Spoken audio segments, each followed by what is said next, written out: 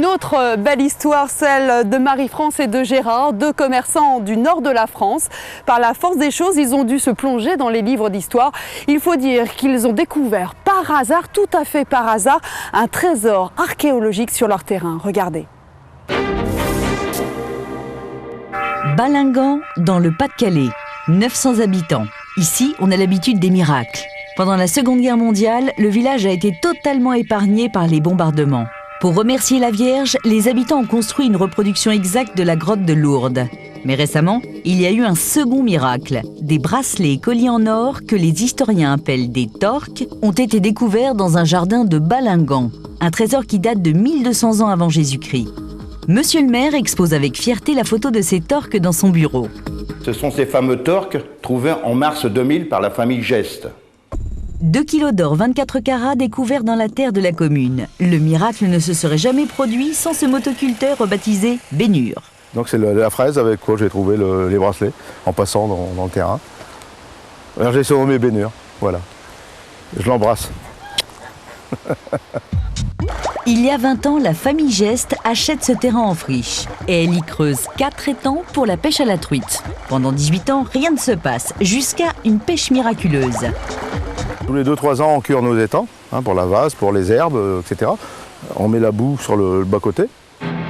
Dans la vase, un étrange objet brillant attire l'attention. On se demandait ce que c'était. Je croyais que c'était même une anse de, comme vulgairement on dit, des cabas des vieilles femmes, quoi. J'allais même le jeter à la poubelle. Voilà ce qui a failli partir à la poubelle. Un collier en or. Le couple en découvre un second 3 mois plus tard. Et ensuite, 4 bracelets. Le poids de ces mystérieux bijoux intrigue Marie-France Geste.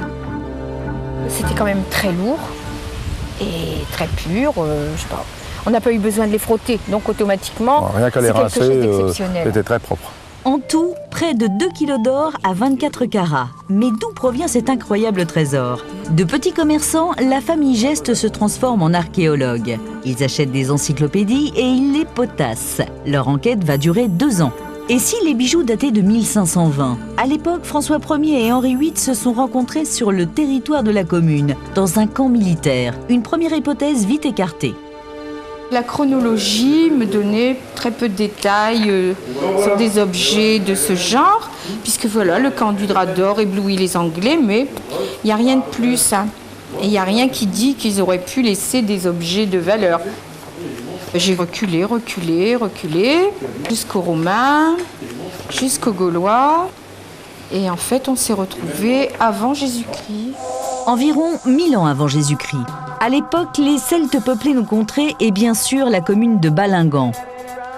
Marie-France Geste tombe alors sur une photo qui montre des bracelets identiques aux siens. Elle en est persuadée. Elle a trouvé un trésor celte. J'étais sûre. Mais après, il faut convaincre les gens avec qui on avait eu des approches. Ils me disaient que c'était romain, 400 après Jésus-Christ. J'ai dit non, c'est au moins 400 avant Jésus-Christ.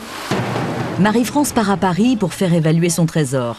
Pendant ce temps-là, Gérard, son mari, policier à la retraite, veille sur les bijoux et les met à l'abri.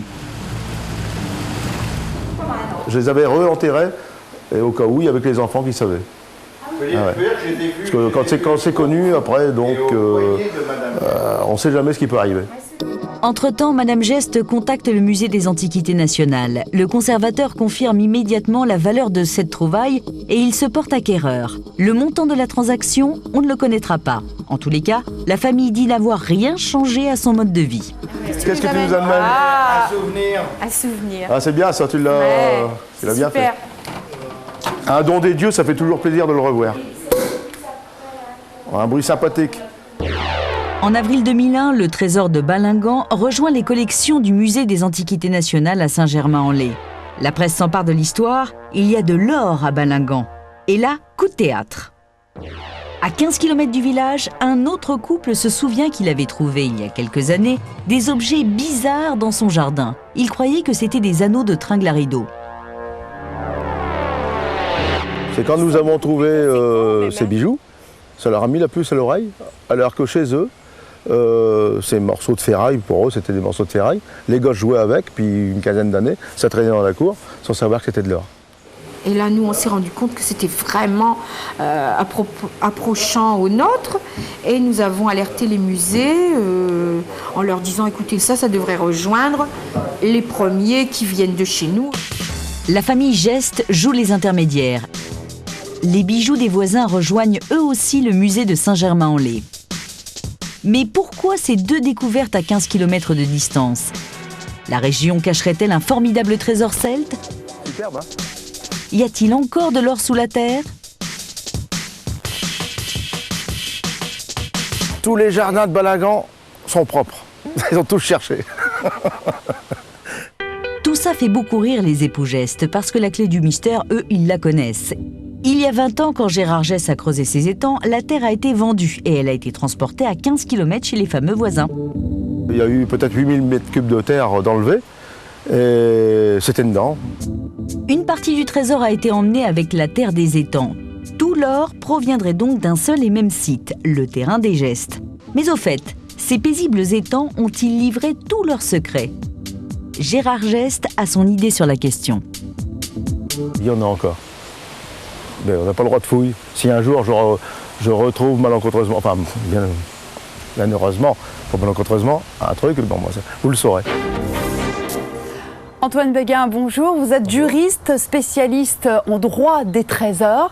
Alors concrètement, si je découvre un trésor à portée archéologique, historique, que dois-je faire? Est-ce qu'il y a une démarche à faire obligatoirement? Alors il y a une première démarche qui est